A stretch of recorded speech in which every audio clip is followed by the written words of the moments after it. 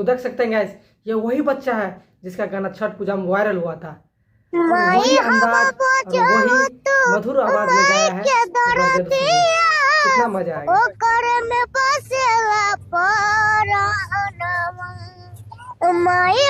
सारा भी है, स्टेशन पर गाना गा रहा है, और बहुत लोग वीडियो भी बना रहा है।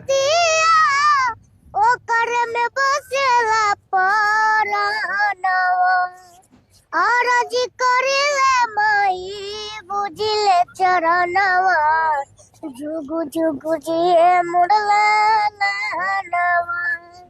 आरजी करिले माई बुझिले चरणवा जुगु जुगु जिए मुड़ला नवा।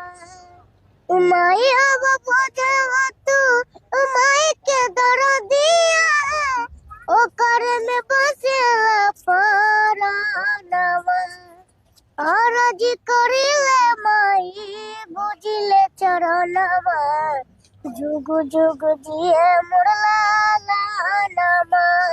राखिया माई अपन गोदिया सवार के खाली के हुलकल न पुकार के। माई हब बजावा तू माई के दरदिया ओ करे में बसेला परानवा।